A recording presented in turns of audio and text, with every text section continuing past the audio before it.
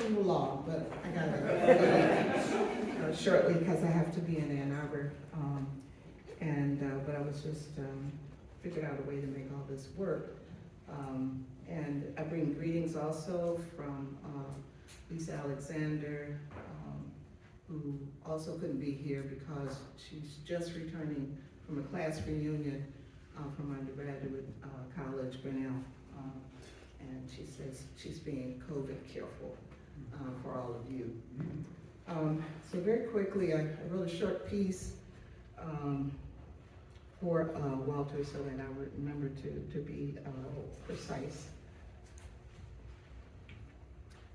Walter Edwards always greets me with, "Hello, friend." His smile makes me smile, and this seemingly modest gesture reaffirms that our relationship extends beyond professional cordiality. As one struggles to navigate the woes and throes of the academy, this greeting is a confirmation that affirms our humanity, which is very important for equality of life. Perhaps this does not seem essential to many, but for those of us whose experiences in this profession are often contentious, that often is not associated with collegiality or congeniality, this warm gesture can change the mood of the day. More specifically, Walter was one of the first persons who befriended me when I joined the faculty at Wayne State. He is a linguist, I am a poet. Though our engagement with language is different, our interests converge as we appreciate each other's focus and explorations, often into uncharted thoughts and against hostile resistance from the dominant culture, as we insist that voices be heard regardless of intonation or emotional tenor. Walter's work as the director of the Center for Humanities cannot and should not be undervalued. Not only did he conduct a service that assisted scholarship for colleagues, he also advocated for activities and events during Black History Month and Women's History Month that enriched the intellectual environment for students and faculty alike. He never hesitated to support statewide conferences and meetings for the Michigan Humanities Council that I served on for some years. He also enlisted investment in these activities from the Office of the President of our university to reiterate the significance of the humanities and the arts.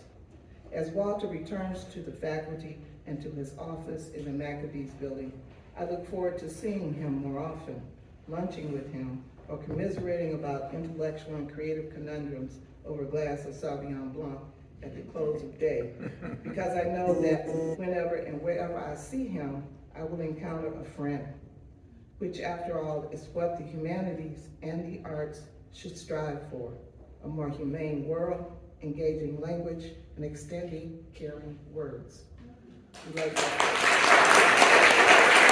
I'm humbled to be here. I think everyone in this room knows Walter longer than I have, but so I come from several other institutions from the outside. It didn't take long to see the impact that he's had on Wayne State and on this community. For nearly 30 years, Walter's contributions have really been at the heart of the arts and humanities here on this campus. The Humanities Center has had a profound impact on the lives of faculty, students, the larger community. In very real ways, it brought us together. Walter's nurtured scholarship, but he's also nurtured individual scholars. I think there are lots of people that share Melba's words that know a greeting from Walter really means something in the heart. And I see it when we pass in the hallway, and it just means a great deal. He's built connections.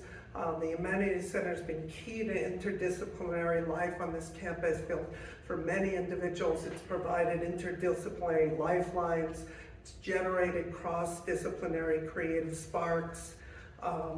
Walter does an amazing job at celebrating his colleagues and their work. I've had the pleasure on Zoom, but not in person, to hear his speaker introductions, which are always a work of art, and they mean something because who it comes from. And I think everyone always appreciates it. Walter's brought outside intellectuals and intellectual ideas to our campus, and he's always supported an expansive view of the humanities. And in doing so, he's championed the humane side of university life. I think that's part of what Melba was saying. He's made this place a much more humane place by his contributions. He inspires, encourages, supports others. He's led by example, by character, by his values. So many of us are the better for his contributions, and so is this university.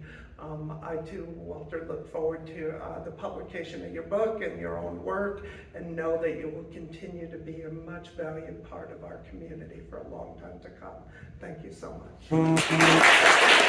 With a parody of a Walter Brownbag introduction. But we need to get back the room by 5 p.m. And you can't parody a Walter introduction without exaggerated praise and an inflated list of accomplishments for the person you're introducing.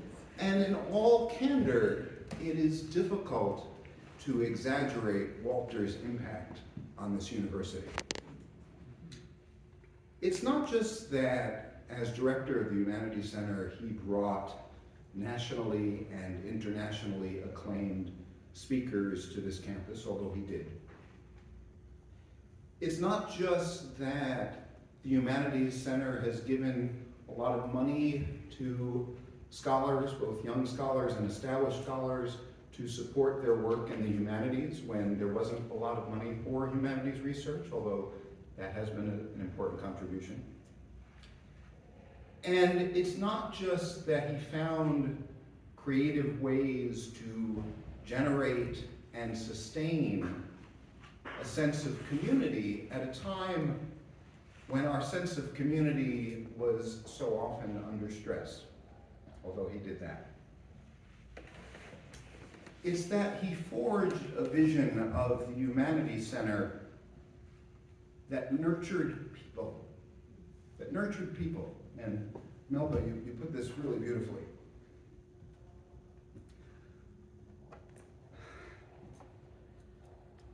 I came to Wayne State when I was 29 years old. Sorry, I'm getting emotional here. I had struck out on the tenure track job market, and I came as a temporary lecturer. And Walter always made me feel like I belonged here. That's right.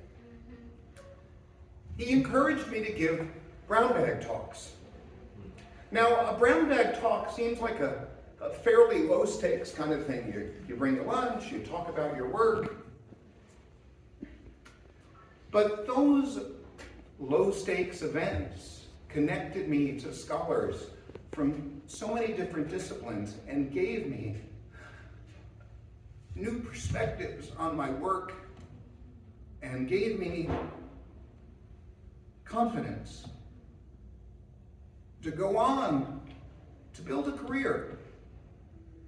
I've been very, very fortunate in that career. I've lectured at Harvard, at Princeton, at Cambridge, at MIT. But every one of those talks, every one of the significant articles I wrote, the books that I wrote, had its roots in one of those so-called low-stakes events. And, you know, I joke about Walter's introductions and thank you so much. I joke about, it's really Scotch is what I needed.